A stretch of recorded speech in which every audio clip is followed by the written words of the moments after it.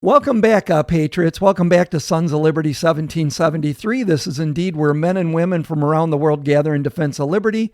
I am your host, Bill Bailey, who will be channeling the patriotism of America's founding fathers. Today is December 14th, 2023, year of our Lord.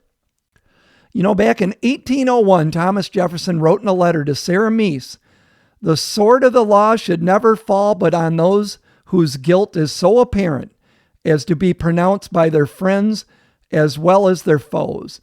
If only we had moral justices, moral prosecutors, and moral law enforcement in Washington, D.C. Well, after 3 years of our fighting the illegitimate Biden administration that turned our constitutional republic into a tyrannical police state, by weaponizing the DOJ and the FBI and using them to arrest, charge, and imprison law-abiding Americans, as well as go after their number one political opponent, Donald J. Trump, we are finally starting to defeat them. Make no mistake, the battle to save America from these tyrants is far from over, but still, why not take a moment to relish the victories we have witnessed this week? Let me give you a short recap of our wins, starting with one of the Biden regime's number one henchmen, Jack Smith. This is at the Gateway Pundit. Trump prosecutor Jack Smith's alleged role in extortion scheme while at the International Court of Justice is revealed. That doesn't sound good for Jack Smith.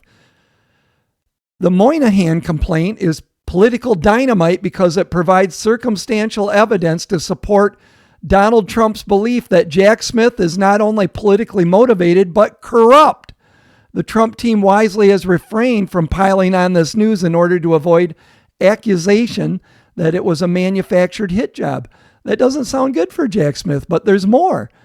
New Jack Smith filing reveals DOJ may be part of scandal of missing Secret Service text.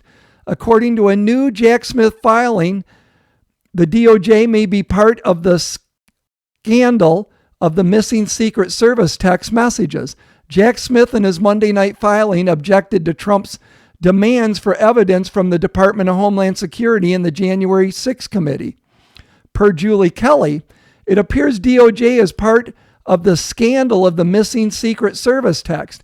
As I reported a few days ago, thousands of texts between 24 Secret Service officials, agents, including the director and Robert Engel, the agent Trump allegedly attacked on January 6, according to Cassidy Hutchinson, were deleted at the end of January 2021. USSS claimed the purge was caused by a pre-planned reset of devices, and it happened after Dems notified executive branch to preserve records related to January 6. Well, that doesn't sound good for Jack Smith. Oh, and how about this? Jack Smith basically got served by the Supreme Court. The Supreme Court will hear lawsuits. The Supreme Court will hear lawsuit involving unconstitutional DOJ 1512C2 charges used to abuse Trump supporters after January 6 protest. Breaking. J6 case goes to Supreme Court after defendants say obstruction charge was incorrectly applied. Over 300 people have been charged with obstruction of an official proceeding, including Donald Trump. And what's going to happen when the Supreme Court rules against Jack Smith? All these January 6 protesters that he is charged and imprisoned, I think they're going to have to be setting them free, and then they can sue and get financial damages. So that doesn't sound good for Jack Smith. This is at CBS News, Washington.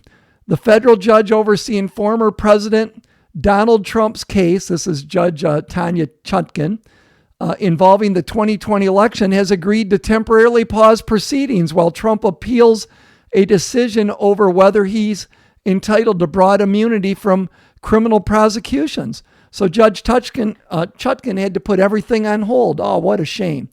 In a brief order Wednesday, U.S. District Judge Tanya Chutkan largely granted Trump's request to halt the proceedings while he pursues his appeal. Chutkan said Trump's appeal to the U.S. Court of Appeals for the District of Columbia Circuit means she must automatically stay further proceedings that would move the case toward trial. Then this, break-in Republicans to initiate contempt of Congress proceedings after Hunter Biden defies subpoenas. And he showed up some photo op at Capitol Hill when he was supposed to be inside under a congressional subpoena to testify. They wanted to quiz him on his involvement with money that went from China through him to his dad. But he showed up on a photo op with the microphones and the press and said, I'm not going in there and, wah, and then left. But he's going to get in trouble. This is at Daily Mail. Republicans start contempt of Congress proceedings for Hunter Biden after he skips impeachment deposition and blames crack addiction for irresponsible finances and tirade, maintaining Joe's innocence. And then lastly, yesterday, as we all are aware, House votes to authorize Republican-led impeachment inquiry into Joe Biden. The U.S. House of Representatives voted Wednesday to authorize the impeachment inquiry into Joe Biden as lawmakers voted along party lines. House members voted 221 to 212 to legitimize the ongoing Republican-led inquiry into the Biden family's alleged foreign business dealings. Republicans have argued that formalization was necessary after the White House called document request unconstitutional without a vote. So, Jack Smith's in trouble.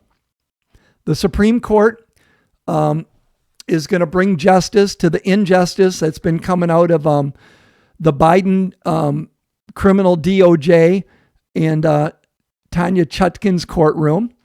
Hunter Biden is going to be held for contempt of Congress, and Joe Biden is going to be impeached. It's a good start. Great victories, and I think these are going to lead to bigger things. I mean, we'll wait and see, right? But after, one loss after another, I just feel things are changing for the better. Joe Biden, I'm hearing people that have really good sources, that they have evidence that they haven't even shown yet, that the evidence is so overwhelming that is going to show his corruption, that they are going to impeach him. And if he does, I actually think he will step down and leave. I don't think he's going to have a choice. First off, there ain't a lot of gray matter left upstairs, if you know what I'm talking about. But I don't think he's going to have a choice. And I think he's feeling the heat from his own party. But if he chooses not to, because everybody goes, well, the House can impeach, but they're not going to do anything because Republicans don't have the Senate. I think the evidence is so overwhelming, folks, that we may even get action by the Senate. We're going to have to wait and see. But hey, we need some good news, right? We deserve it. So indeed, the winds of change are in our favor. Good is conquering evil. We are winning, so keep the faith, my friends.